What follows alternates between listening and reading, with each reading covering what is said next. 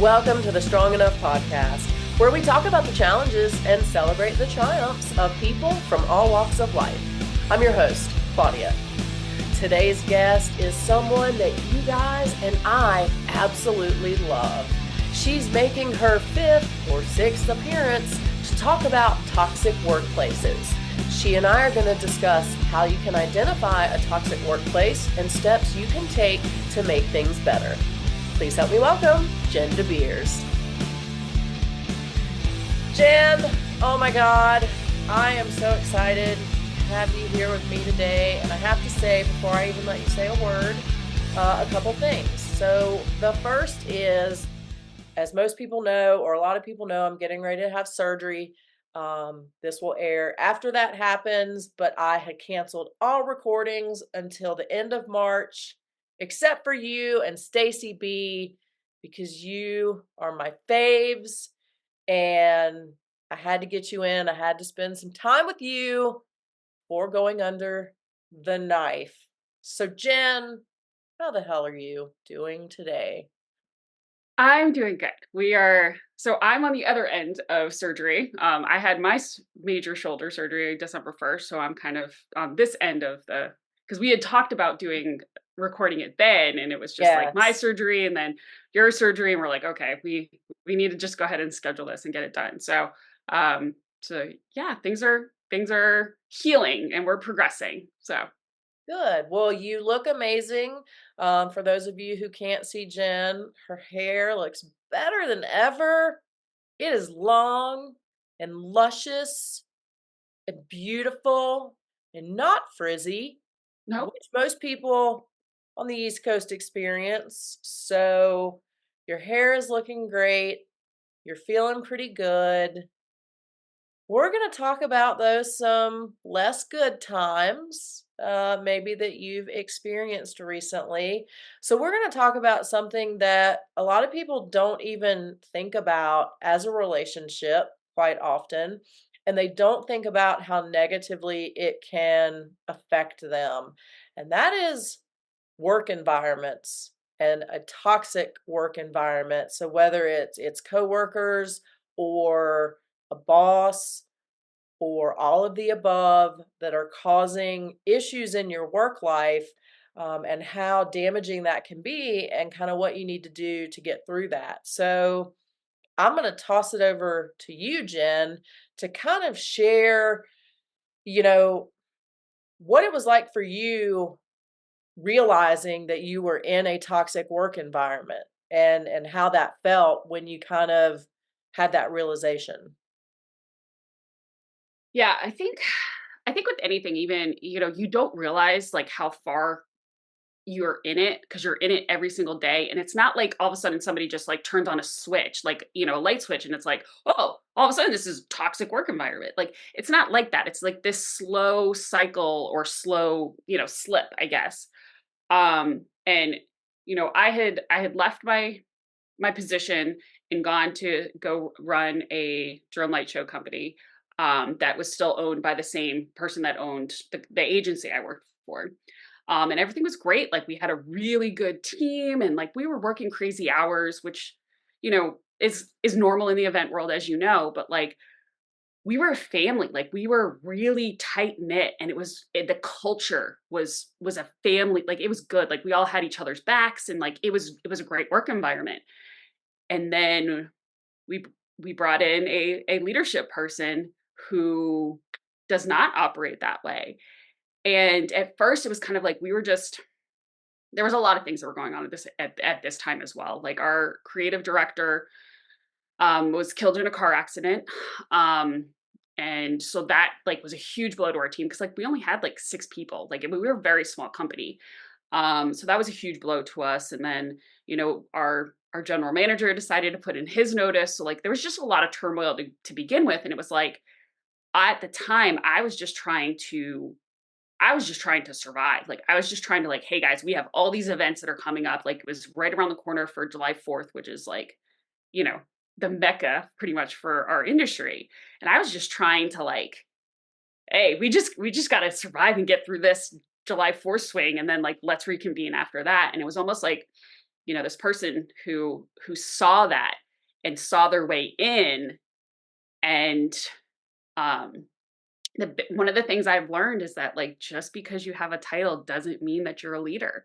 And like, a title doesn't make you a leader. Like, it makes you a boss. And there's a huge difference between being a leader and being a boss. And I don't think, again, you need to be very self-aware of yourself. And a lot of people aren't. And they see the glitz and the glam of, like, this really cool title, and you know not knowing how to treat people or not caring about people. But yeah, I mean, like, for me, it took a while. Like, I was sick. Like, I was trying to contribute it to, like, okay, yeah, we've been traveling like crazy, and yes, I went through this whole grief thing with my coworker. Um, but like, I was sick. I mean, like, to the point where, like, full blown Crohn's flare sick, like, lost 20 pounds again, and, like, was again very sick. And I'm getting phone calls at 5 o'clock in the morning. Like, I started to, like, I was dreading looking at my phone. Like, every time a message would pop up or my phone would light up, like, I would have anxiety and, like, angst and turmoil. And, like, walking into a meeting and being like, I have no idea how this is going to go. Am I about to get cussed out again? Am I about to get screamed at again? Which happened a lot. And, you know, there's different levels of it, I think. When you're dealing with somebody who is a sociopath or a narcissist versus someone who maybe is just toxic. Like, you've got to, I think you do need to figure that out. And I think at first I was just like, you know what? Maybe we just need to learn to work better with this person. Let me try to communicate better. Cause, like, it was kind of coming back on me, like, oh, well, you're not communicating. I'm like, oh, okay. So, like, a lot of it was being blamed on me, like how my work ethic was and how I operated. So I'm like, okay, I'll change. Like, I want to do this for the team. Like, I believe in this company. Like, I like my job. And it was getting to the point where it was like nothing I could do was right. And it was like I was becoming the scapegoat for everything. And I was miserable, like, absolutely miserable. I've never once, like, in my entire life, woke up and been like, I hate my job. And I was at that point. And, it was making the decision. And I think everybody has to get to that point themselves. But, like, physically, I couldn't do it. I mean, I was sick, like, and that's because of my disease, that stress, exacerbates it or triggers it. And so, I can't work like that. Like, I would have put myself in the grave, literally. So, I think sometimes you can evaluate, like, how much are you willing to put up with? Like, can you go to HR? Like, can you go through the steps to rectify this? And I tried to, and it didn't. And I was just like, all right, I think my time is done. And it was hard because it was like, I put my heart and soul into this. Like, I saw this as my long-term career. I loved what we were doing. Uh, but and then and I was like, oh, look at how much work I did, and look at all the work that I did, and how much I helped this company get to where they are. But it wasn't the same company anymore. And, like, that was the biggest thing. I had to separate that because it's still, like, even me being on site wasn't the same anymore. I was being treated very differently. So, like, I wasn't even enjoying the physical part of my job, which is one of the things I love. And that's part of the reason I love being in operations and production, because I get to build things and create things. And I wasn't even enjoying that anymore. And I think once you lose that, it's time for you to move on, because, like, I knew my attitude was then starting to bleed into the rest of the team, and that wasn't healthy for them either. So, I made the decision, started working on in September, is when I kind of made the decision I was going to leave and what that would look like.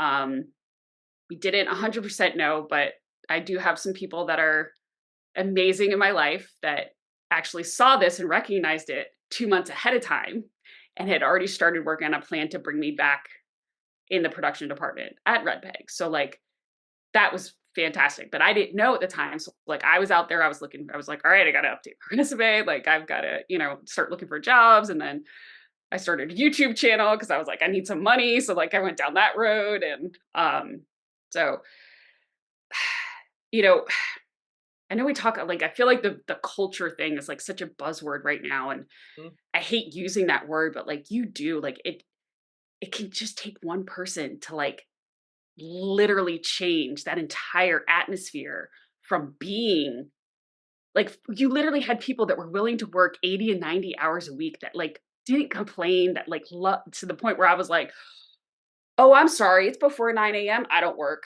Oh, it's after 5. Sorry. Nope. I'm not returning that email. I'm not answering my phone. I'm not returning that message." And I've never been that person, but I was just like, I don't care anymore. And that wasn't a good place to be in. So, uh, so yeah, so that's kind of that was my I would say first real experience working in an incredibly toxic environment. And I'm not saying that it was toxic for everyone, because there's still, majority of the people are still there, but it was toxic for me. And that relationship that I had with that person was obviously toxic. So, You said a lot that I think we need to dive into, so I'm gonna try okay. to remember it all. I wanna start with just reiterating one of the points that you made. There is a huge difference between a leader and a boss or a manager. Hmm. And people in those positions would really um, be well to realize that Yeah. and to understand that leading is a whole different skill set, it's a different mindset. It takes a better person because Yes. almost anybody can manage, and send people here and there and tell them what to do and when to do it.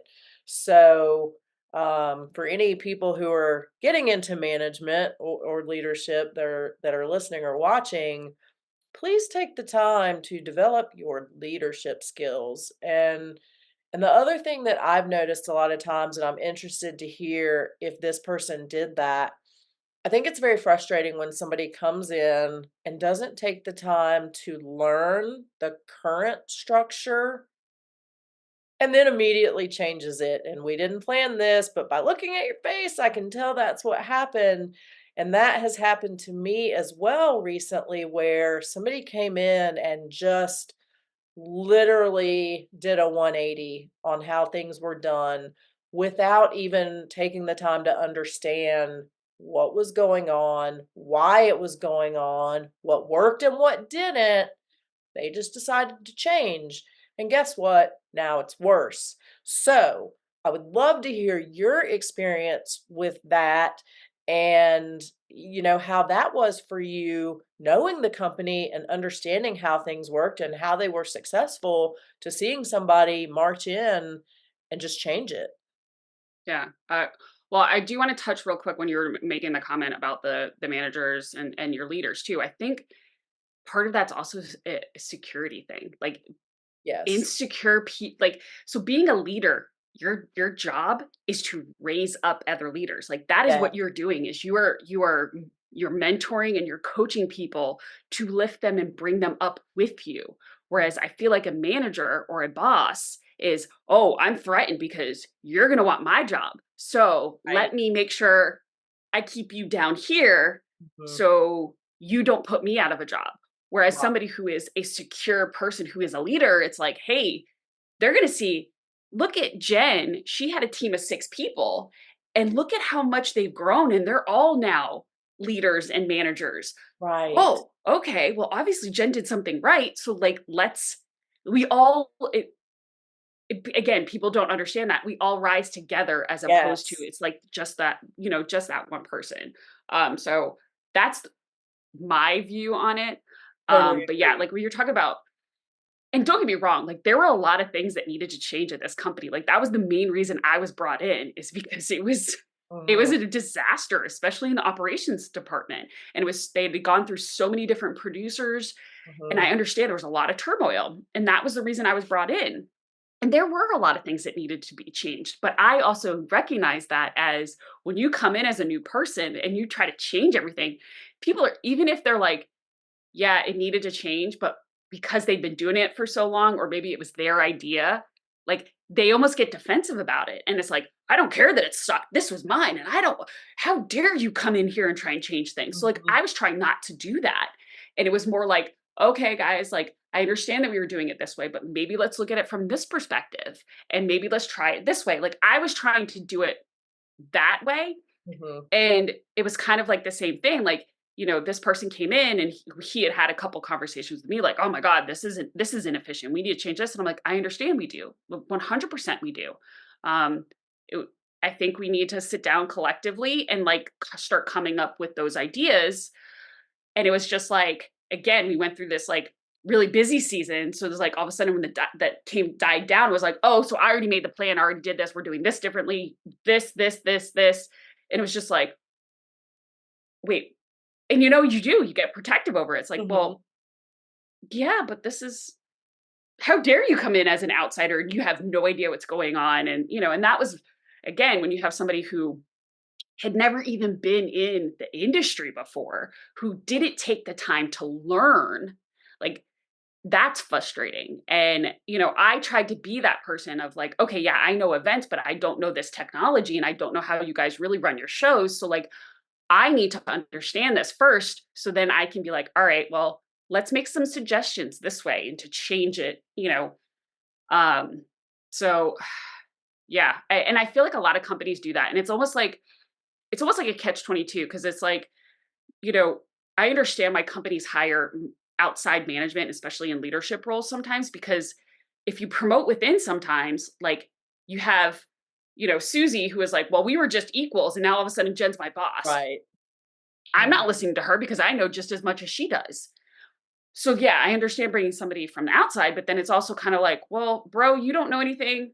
You're new. Like you don't know anything. Like why are you coming in here and trying to and literally change everything? Like so I don't really know. There needs to be a better, I guess, balance about it, but yeah, it was definitely that situation.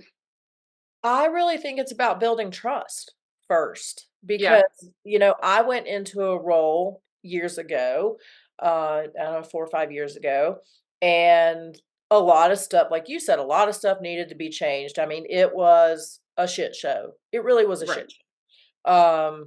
But I also understood that if I come in here and just say, "This is a shit show. Here's everything that's gonna change," before these people even knew me and I had built trust and gotten buy-in from them, it wasn't gonna work.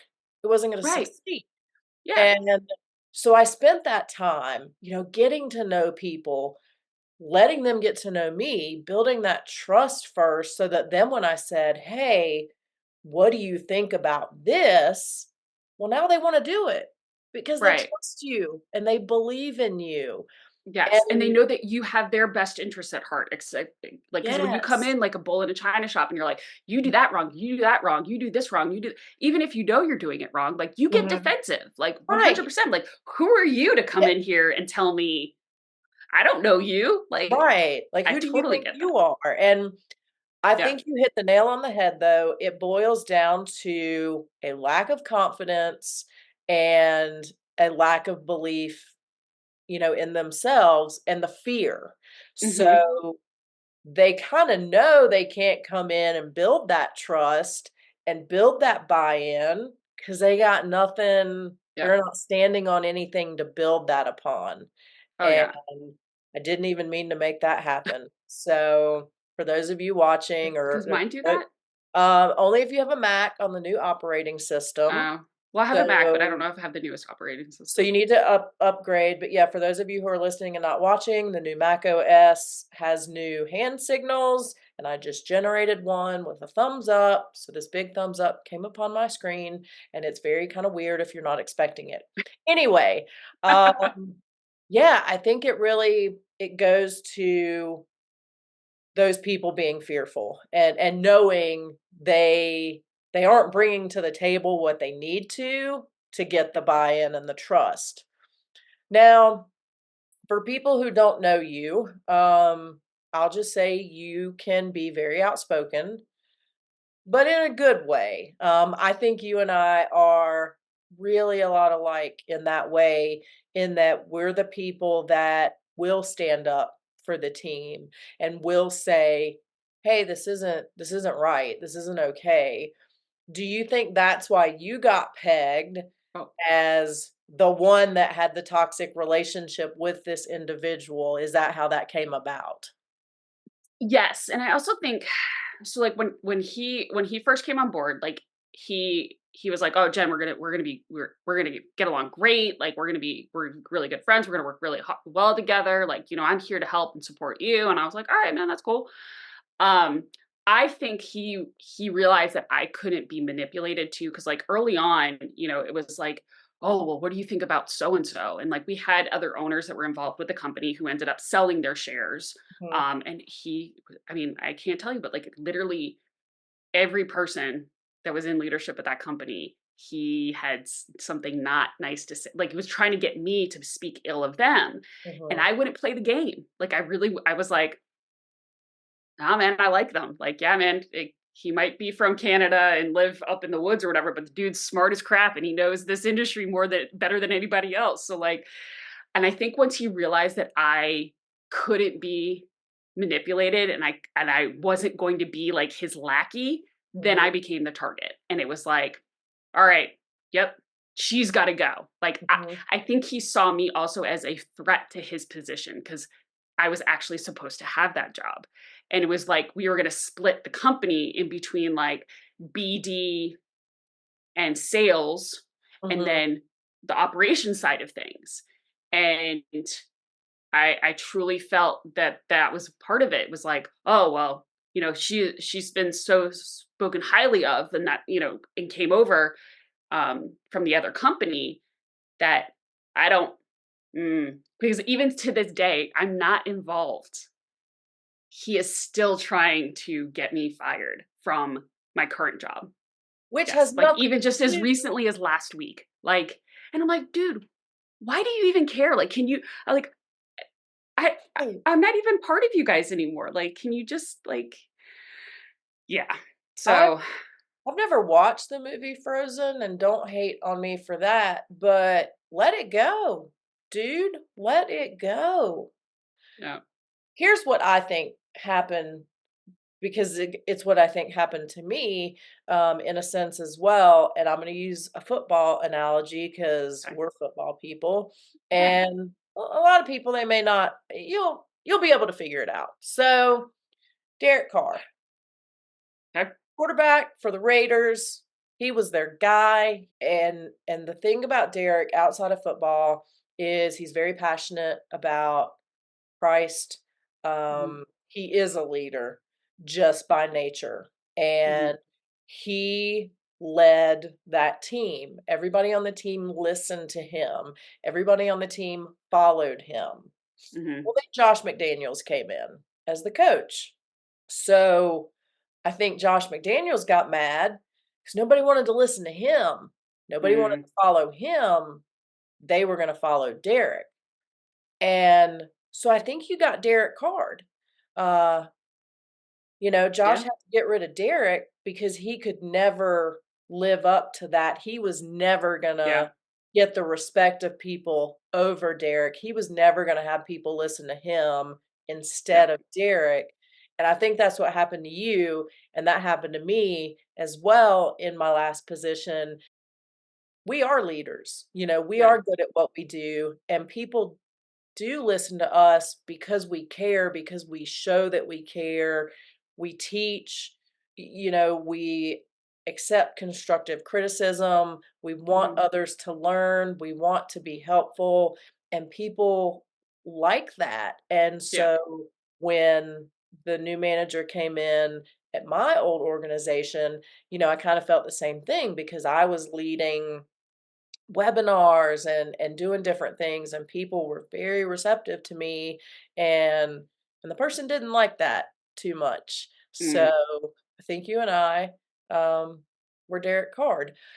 I want to ask though, while you were going through this and maybe either before you made the decision or knew that you had to get out, or while that was happening, you needed to have some outlets for yourself. You needed to have some ways that you could be happy. So, will you talk a little bit about what you did to find some respite away from that situation and try to not let it rule your entire life? Yeah, I definitely can. I'm a it's interesting because I never really thought myself as a creative person, but like I'm looking back over my life, like I've always been I used to paint, I used to draw, like then I got into photography. And so like I know for me, I need a creative outlet. And I again wasn't really creating, I wasn't doing a lot. And so like I decided to start a YouTube channel as one, a source of monetary um income if I lost my job, and also as a creative outlet. And you know, it gave me balance again too, because like that was the thing, is that work literally was consuming my life. Like we're talking 12, 14, 16-hour days, 7 days a week. And I needed I needed something for me and that wasn't work related as well. So I threw myself into that. And like I took like or even I mean, when I say I threw myself into it, like this is just Jen, but Jen does this is how I operate. I throw myself into Jen goes things. hard, people. I Jen do. goes hard. So like I took a class and like, I got a coach on how to do this and, and whatnot. Cause I was like, if we're going to be successful, we're going to be successful. And it is like, it's becoming successful, and it's been an amazing experience, and I've really enjoyed it. And not that it was anything that I ever thought on my radar would be, but like, it's been a great outlet for me. And I would suggest to anybody, like I started reading again because I had like realized that I had stopped doing that. And I made a lot of commitments this year, especially mental health. And I've not always been the person that's like, oh, my mental health. And I feel like we never talked about it. And now it's like we talk about it all the time. And I'm not that person, but like, again, having that work life balance, because I've never had a traditional job in my entire life. So like, I don't understand how to have that balance. Especially like I was traveling all the time. So it's like, how do you have that balance when Right. you're not home Mhm. either? So like that was part of my thing was, and I got a therapist, and I haven't been in therapy since I was a teenager. And, being able to have somebody to like bounce my ideas off of and talk to or vent to, and like, hey, checking myself, because I'm a very self-aware person. I'm probably more so than I should be, because like I'll be like, "Oh, maybe should I have not said," like I analyze a lot of that stuff too. Um, but like being able to like kind of, okay, did I take that conversation out of context? And like that's what I was doing a lot too in this situation, was like, okay, am I being oversensitive? Am I being too, because like I started feeling like I was crazy because this person was making me feel that way. Like, oh no, no, no, this is you. Like this is all you. And I'm like, wait, what? Huh? Um, so, I made a lot of goals, like to make sure that I stick to those. Like, okay, Jen, like your work time, like do not, if you do work over 40 hours, then you take a comp day.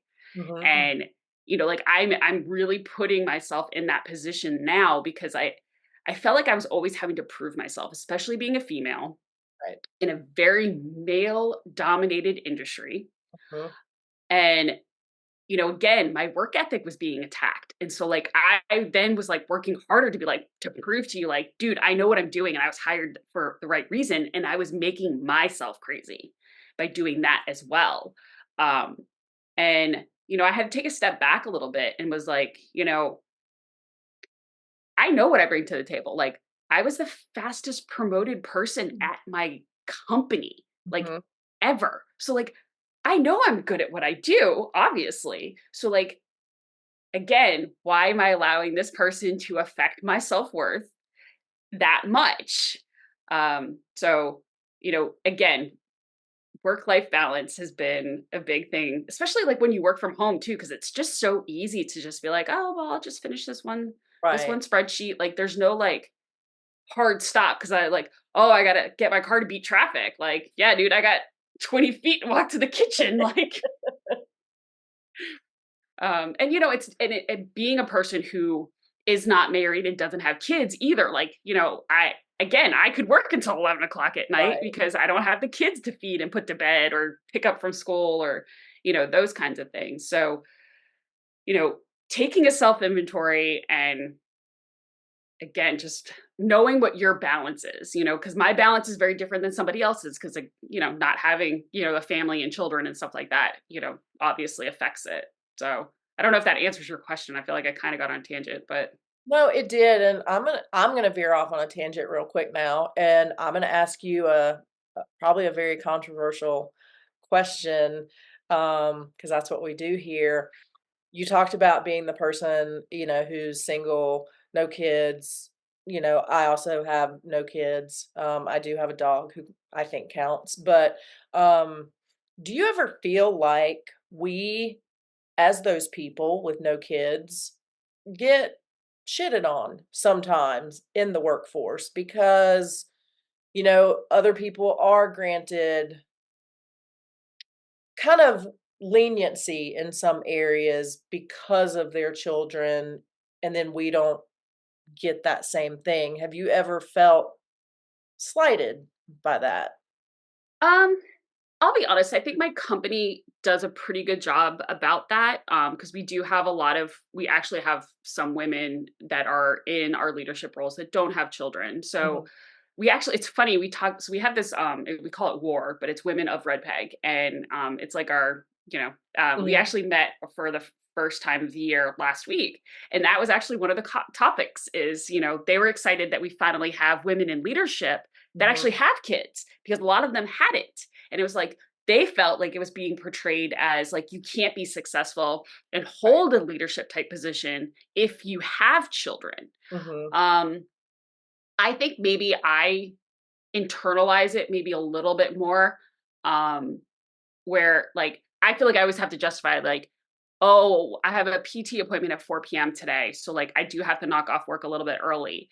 And I always feel like I have to justify that and be like, oh, but don't worry, I'll be back online later if you need me. Whereas like I've got coworkers who are like, yeah, man, I gotta leave at 3:30 to go pick up my kids. And everybody's like, all right, cool. right, like, You yay. know, yeah. So like I feel like sometimes, and I don't know if this is just me internalizing it or if it's maybe that has been, projected to me from our company, but that's kind of where I feel it a little bit more is like when I have to do personal things, if it's not related to because I don't have Yes. kids, like it's like, Mhm, well, really, did you really have to have a doctor's appointment at 10 o'clock in the morning? Like, yes. yeah, dude, I did.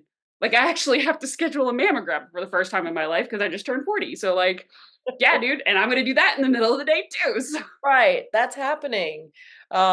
I don't think it's just you because I agree with you. I have felt that way as well in that, "Oh, I have to go do this appointment," but I'll work late. Don't yeah, worry. And yeah, you kinda don't really see that on the other side. People with kids, we are not attacking you. We are no, not saying anything bad about those of you who have kids. We just don't, and I wanted to discuss that. One of the things that you mentioned previously in your tangent that wasn't really a tangent is, you were saying like you kind of started to feel crazy and you were questioning yourself, and we like to call that gaslighting. yes, we do. So, a lot of what you mentioned though really does resemble an abusive relationship because Hmm. you've got gaslighting Yep. and then you've got anxiety. You talked about having some anxiety whenever your phone would ding or a message would come through. You had that anxiety. You had to go get a therapist. Hmm. You stopped doing a lot of the things that you loved. So you stopped reading. Um, all those are signs of an abusive relationship. And Yep. we don't think as of work as an abusive relationship. So did you realize at some point that this really was not just a toxic place, but an abusive relationship? And what did that feel like to be in that situation where it's like, man, I didn't even enter into like a personal relationship with you, and now I'm dealing with all this trauma and these symptoms from it. Yeah, I think so, for people that I guess haven't listened before, I did have a very traumatic childhood. I grew up with an alcoholic, emotionally abusive, physically and sexually abusive father. So there was all of that. And he was also a narcissist and a sociopath. Um, so I think for me, I felt like I recognized it Mhm. sooner than I probably would have had I not had that experience and had that, like, again, therapy and work that I did, like, to recognize that and the gaslighting and that kind of thing. Cause like that's literally what I grew up in, yes, that's exactly the gaslighting and the manipulation and making you Right. feel like it was, well, if you hadn't have said that, I wouldn't have flipped my ish on you and I wouldn't be calling you at 6 o'clock in the morning because you didn't know how to do this correctly. Like, yeah. Um, I think my turning point was, so I had a girl that reported to me that and absolutely adore her. And she was new in the industry, a greenie. And so, Mhm. like, I took her under my wing and I'm teaching her all the things and I'm mentoring her. And, like, she was very sensitive to this. And she was also experiencing this because she was my person. Like, she was a casualty to all of this, actually, and it breaks my heart because they literally fired her, Mm. um, sh without me knowing. They called her into a meeting and basically let her go without me knowing, and I was like, "So this is not how this is supposed to work at all." Right. And that's kinda when I was like, "Alright, there's nothing, we can't do anything to salvage this. There's nothing that we can do," because, like, she and I had kinda made a pact, and we had a mentor at the time too, or I had a mentor that was kind of taking her under her Mhm. wing because, like, she knew the situation. I was very, very upfront with her, about it, and, we had kind of come up with a plan of, like, you know what, like, a person like this isn't going to last long. They always, like, again, my father never stayed at a job very long because, Right. the lies and all that gets They exposed. catch up, right. So, like, we were like, all right, we got this. We're going to wait it out, like, blah, blah, blah. Well, you know, they fired her. And that's when I made the decision. I was like, yeah, no, I can't. There's no, I said, especially as sick as I was getting too, like, I was like, I can't do this at the cost of my health anymore. And that was where I made the decision. Probably if I didn't have Crohn's, I might have stuck it out a little bit longer, um, because I'm stubborn and I wanted to. And again, it was my baby. Like, I was helping build this company, Mhm. and so it was definitely that decision or that circumstance that made me, make the decision that I was like, I can't salvage this, and this isn't worth it at the cost of my health, of Mhm. my personal relationships in my life. And, because again, when you're miserable, you don't turn it on and off. Like, okay, yeah, I'm miserable during the day at work, but, like, I can't just Right. turn that off and then, like, at home be like, oh wait, everything's great. Like, "No, I'm no, I fine." was bringing all of that back home too. So, like, I was miserable and angry and short tempered, and, like, I wasn't sleeping. So of course, you know how we all get when we don't sleep very well. I wasn't eating because I was sick. So, like, it affected everything, not just, and I think we don't realize that too. Like, our work, we spend so much time at work, like, Right. majority of our day. Like, yeah, we need to have a good work environment, and you need to have a place where you feel comfortable and that you can grow and thrive. And if you're not in that anymore, like, I'm not saying quit your job right now, like, and I wasn't at that point where, all right, I can just quit and I can start looking for a job. Like, I knew that, especially with medical and stuff, like, I can't not have Right. insurance and all of that Right. because of everything. And knowing that I was going to have a surgery coming up and all of that. But, like, so I started looking, like, it was, you know, and I did research on this, and people don't stay at jobs for the salaries anymore. They stay at their jobs because of the culture and the people. Mhm. And that really hit me. Like, I was like, yeah, yeah, you're 100% right. Cause I had no problem working 80 plus hours a week for you for the salary that I was making when we had a really good environment. And now I'm like, I'm underpaid. I know what I should be making, and I Mhm. am not working 80 hours a week anymore. And it was literally just that culture shift. Mm. Why do you think upper management doesn't see that? Because again, I feel like we have parallel stories here. The same thing happened at my company where it's just person after person after person after person is leaving, and nobody takes a minute to say, why is that? Why is everybody leaving? They just leave the people in place that are making the bad decisions and creating the uncomfortable or unworkable environments.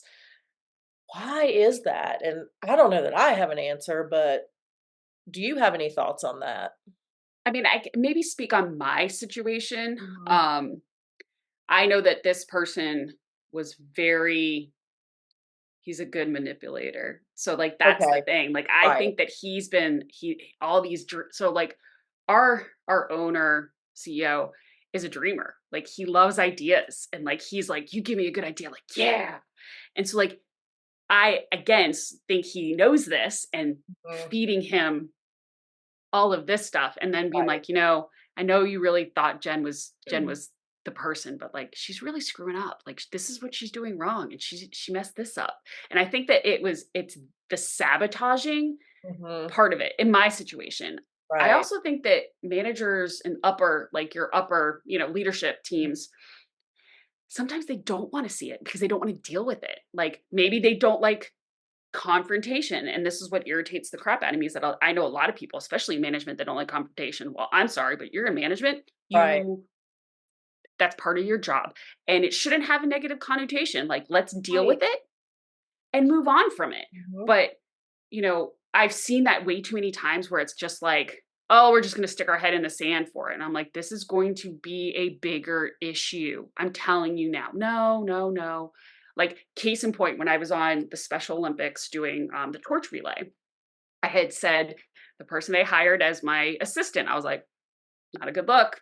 I'm telling you, there's going to be issues. And they're like, oh, well, it's just because you two are females and you're both strong personalities. I was like, nope, nope, has nothing to do with that. Nothing to do with it. And they're like, she wouldn't listen to me. Like she did not like me. She would not take direction. I mean, she would snapped at me, and I was like, guys, if we continue down this path and she goes out on the road, it's going to be disastrous. Mhm. Nope, nope.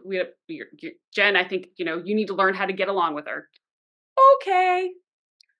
Special Olympics almost got sued. I'm not even kidding. What? Oh, she made up this huge lie about the literally the like one of the VPs, and like it was they had to fly people out. They had to fire her in the middle of this, and I was like, You're like, but you know what? I don't get along with people very well. right. It was So all like, me. and I think that that's part of it is that and again, we tend to put people in leadership positions that don't deserve it. And it's because either, their resume looks really good Mhm.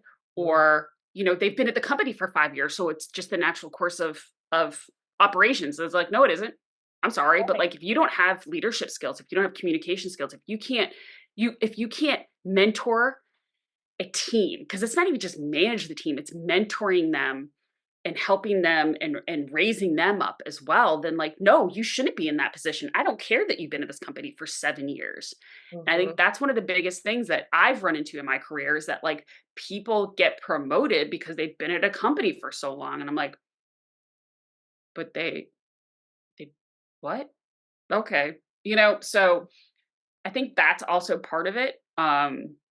And yeah, people just don't like to they don't want to deal with conflict. They're just like, okay, well, just, you know what? If somebody's that unhappy, they'll just leave and then we'll just bring in new. I think that they think that course of action is easier. However, I've also done the research on this. In order to replace a person, it costs a company an average of $8,000.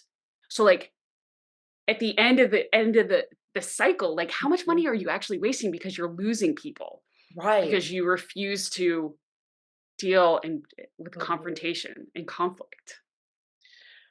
That's my opinion.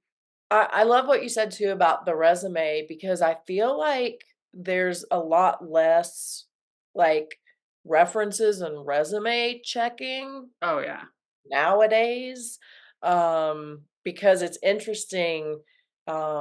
My toxic person, they claimed to have come from this one organization and had been there forever and ever, and either said directly or implied that, this is where they'd been for whatever, 25 years and blah, blah, blah. And later, a couple of us, and it was all on LinkedIn, so our dumbasses coulda looked. But she had worked for that organization, but that ended, like, I don't know, 3 or 4 years ago, and she'd been a job hopper since then. And it's like, interesting, what do you Mhm. think made that happen? But I think, people nowadays just put whatever on their resume and nobody actually checks.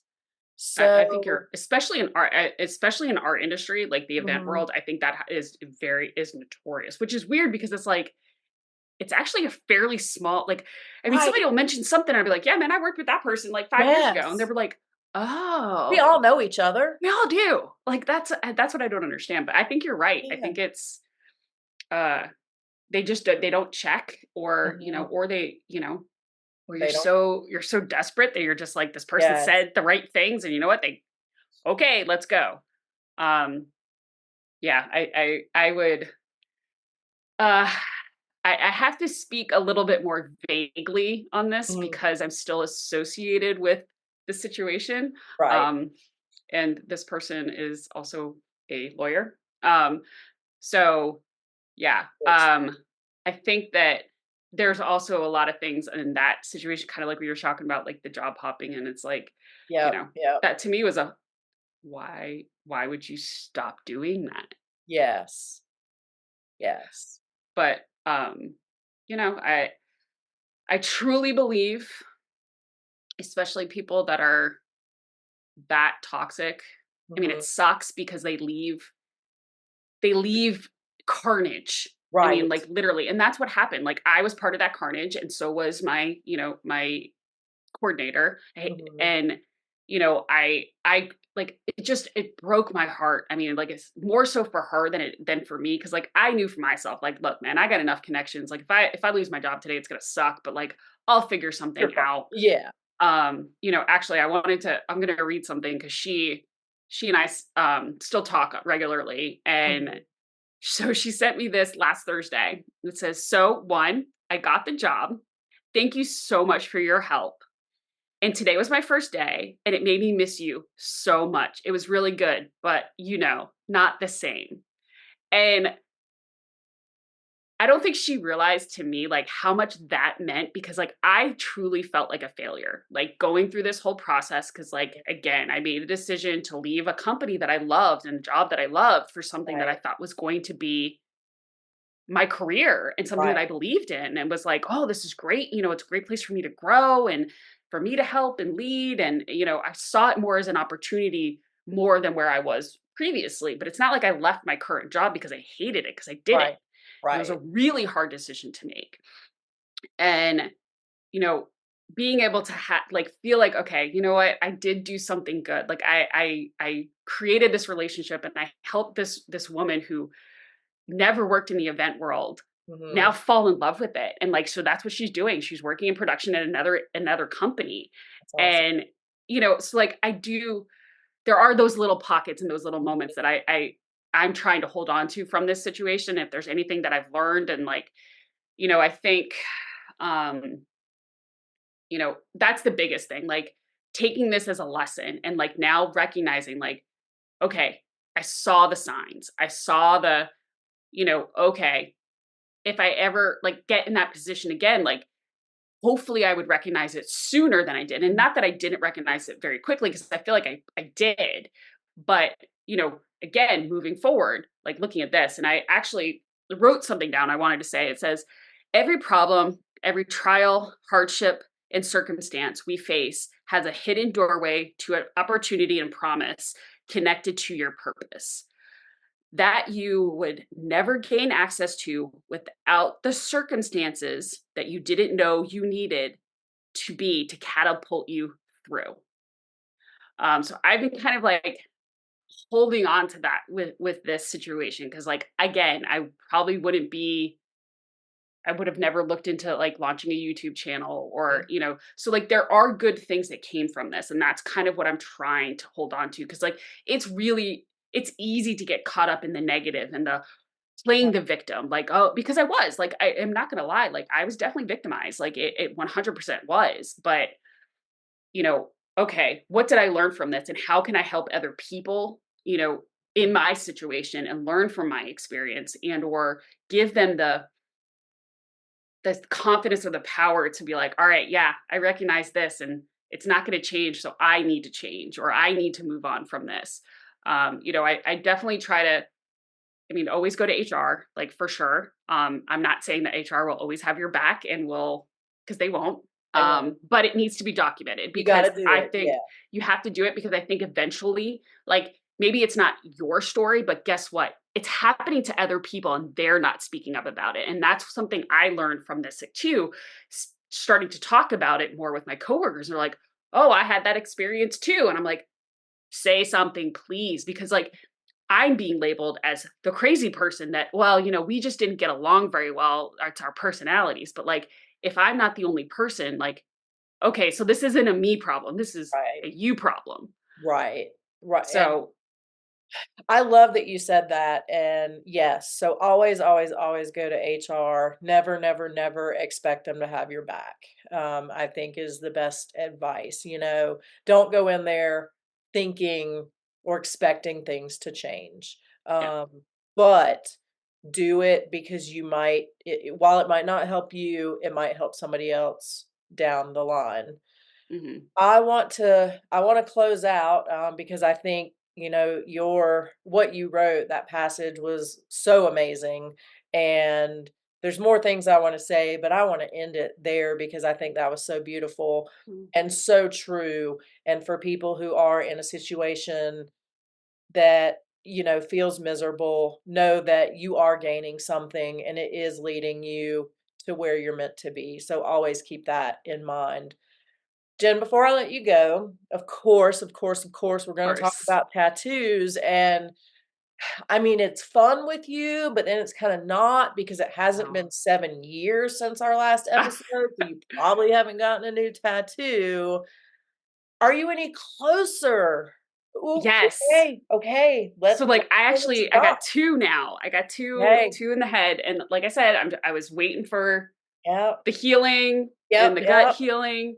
Um, so I well, this is another idea that I have for business. And okay, so I've this has been placed on my heart recently, and there's just so many hurting women out there, and especially in the single realm, but like just women in general. And like I just had this vision of this purple rose and ashes. And I want like beauty for ashes. Like I want that.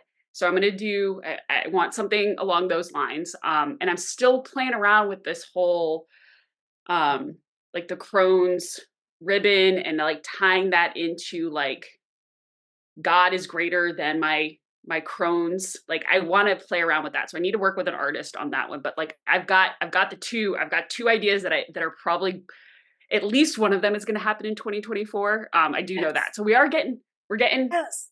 yes, so we're not doing 7 years. I'm telling you. Look, What color is your ribbon? Like, what purple. color is purple? Okay, Purple. It's a purple nice. ribbon. At least you have a good color, and I have a good color for my disease. Mine is teal, so Okay.